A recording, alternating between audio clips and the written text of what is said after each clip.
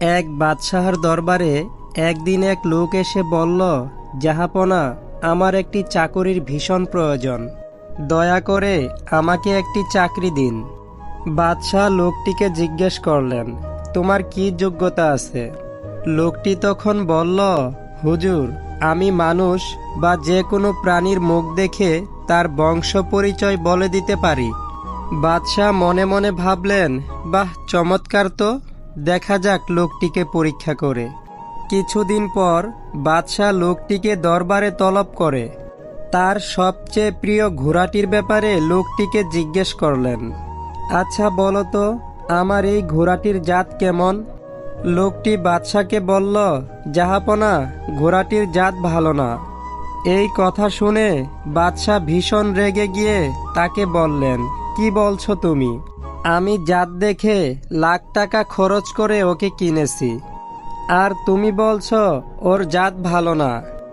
লোকটি তবুও তার কথায় অনড় রইল। বাদশাহ তখন সেই ঘোড়াটির বিক্রেতাকে দরবারে ধরে নিয়ে আসার জন্য হুকুম দিলেন। ঘোড়া বিক্রেতার দরবারে হাজির হলে বাদশাহ তাকে বললেন, সত্যি কথা বলো, না হলে গর্দান যাবে। তখন ঘোড়া বিক্রেতা বলল, জাহাপনা, আমাকে দয়া করে ক্ষমা করুন। আসলে এই ঘোড়াটির মা মারা যায় ও যখন খুব ছোট ছিল, তাই তখন থেকে ওকে আমি গরুর দুধ খাইয়ে বড় করেছি। বাদশাহ তখন লোকটিকে জিজ্ঞেস করলেন, তুমি এটা বুঝলে কিভাবে? লোকটি তখন বলল, জাহাপনা, ঘোড়ারা মাথা নিচু করে খাবার নিয়ে মাথা উঁচু করে খায়, গরুর মতো মাথা নিচু করে খাবার খায় না। এবার বাদশাহ খুশি হয়ে লোকটিকে কয়েকশো মুরগি উপহার দিলেন। কিছুদিন পর বাদশাহ লোকটিকে দরবারে তলব করে বললেন, আমার রানীর বংশ কেমন তা তোমাকে বলতেই হবে। লোকটি বলল, জাহাপনা, আমাকে কয়েকদিন সময় দিন। কয়েকদিন পর লোকটা এসে বাদশার দরবারে উপস্থিত হয়ে বলল, জাহাপনা, রানী মাতার বংশের ব্যাপারে কিছু বলার আগে আমাকে কথা দিতে হবে। আমার উপর রাগ করে কোনো সিদ্ধান্ত নেবেন না, আগে যাচাই বাছাই করবেন। বাদশাহ বললেন, বেশ, তাই হবে। লোকটি তখন বলল, রানীমা কোনো রাজবংশের মেয়ে না, তিনি এক সাধারণ পরিবারের মেয়ে। বাদশাহ এবার সত্যি সত্যি রেগে গেলেন। নিজে দেখে শুনে পিতামাতার পছন্দসই অন্য রাজ্যের বাদশার মেয়ে বিয়ে করেছেন, আর বেটা বলে কিনা তিনি রাজবংশীর মেয়ে না। বাদশাহ কথা দিয়েছেন, আগে যাচাই বাছাই করবেন।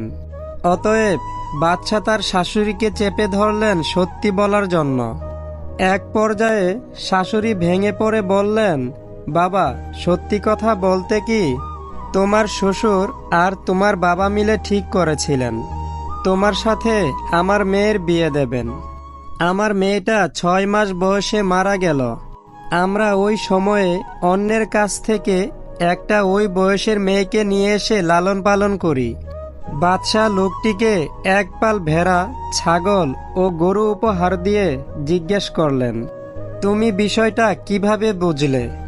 লোকটি বলল, হুজুর, রানীমা যে ভাষায় চাকর বাকর কর্মচারীদের সাথে কথা বলেন, যা ব্যবহার করেন, তা রাজকন্যা বা রাজমাতা সুলভ নয়। তারপর একদিন বাদশাহ লোকটিকে রাজদরবারে তলব করে বললেন, সবার বংশের কথা তো বললে, এবার আমার নিজের বংশের ব্যাপারে কিছু বলো তো। লোকটি বলল, জাহাপনা, এই বিষয়ে আমি এখনই বলতে পারি, কিন্তু তার আগে আমার জীবনের নিশ্চয়তা দিতে হবে। বাদশাহ বললেন, যাও, দিলাম। লোকটি তখন বলল, জাহাপনা, আপনি কোনো রাজা বাদশার সন্তান নন, আপনি একজন কৃষকের সন্তান। বাদশাহ মনে মনে কিভাবে লোকটার গর্দান নেবেন ভাবতে ভাবতেই মায়ের কাছে গিয়ে এই বিষয়টা জানতে চাইলেন। রাজমাতা তখন বললেন, লোকটি ঠিক বলেছে। তোমার পিতার কোনো ছেলে সন্তান না জন্মানোর কারণে যখন রাজত্ব জ্ঞাতিদের কাছে হারানোর আশঙ্কা দেখা দেয়, তখন এক কৃষক পরিবারের থেকে তোমাকে এনে দিয়েছিলেন। বিশ্বস্ত যে বাদশাহ এবার লোকটিকে জিজ্ঞেস করলেন, আমার ব্যাপারে তুমি কিভাবে বুঝতে পারলে? লোকটি বলল, এটা সহজ ছিল জাহাপনা। আপনি সত্যি রাজবাদশার সন্তান হলে উপহার দিতেন হিরে, জহুর, মণিমুক্তা। সেসব না দিয়ে আপনি উপহার দেন গরু, ছাগল, হাঁস, মুরগি। আর রাজপ্রাসাদের অনুষ্ঠানে অতিথিদের রাজকীয় খাবার দিয়ে আপ্যায়ন না করিয়ে, ধর্মীয় অনুষ্ঠানে মিষ্টান্ন বিতরণ না করিয়ে সর্বদা খিচুড়ি দিয়ে অতিথিদের আপ্যায়ন করান, যা রাজবংশের কোনো সন্তানের পরিচয় নয়।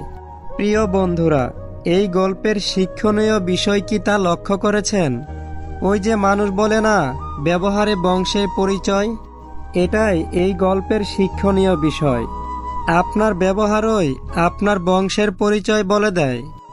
বাস্তব বড় কঠিন, তবুও মানুষকে মেনে নিতে হয়। জীবন খুব কঠিন, তবুও মানুষকে বেঁচে থাকতে হয়।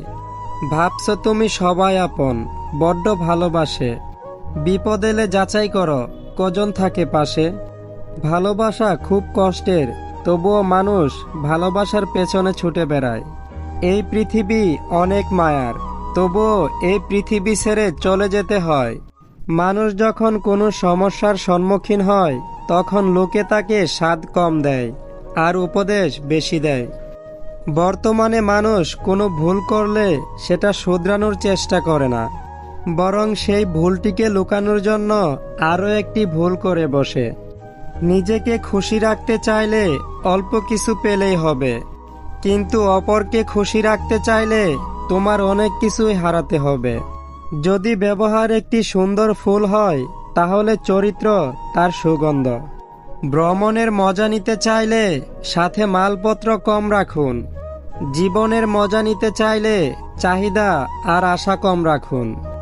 টাকা এমন একটা জিনিস, যার কাছে নেই সে কারুর কাছে সম্মান পায় না, যার কাছে আছে সে কাউকে সম্মান দেয় না। বড় লোকেরা ব্র্যান্ড দেখে জিনিস কিনে, আর মধ্যবিত্তরা কিনে দাম দেখে। সন্তানদের উপহার না দিলে সে হয়তো কিছুক্ষণ কাঁদবে, কিন্তু সংস্কার না দিলে সারা জীবন কাঁদবে। 1 মিনিটে জীবন বদলাতে পারে না, কিন্তু 1 মিনিটে নেওয়া একটি সিদ্ধান্ত তোমার জীবন বদলে দিতে পারে। কাছের মানুষ চলে গেলে সে কখনো খালি হাতে যায় না, সাথে সুখটাও নিয়ে যায়।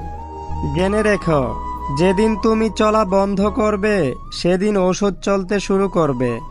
ভালোবেসে কেউ নিজের জীবন পর্যন্ত দিয়ে দেয়, আবার কেউ সামান্য সময় পর্যন্ত দিতে পারে না।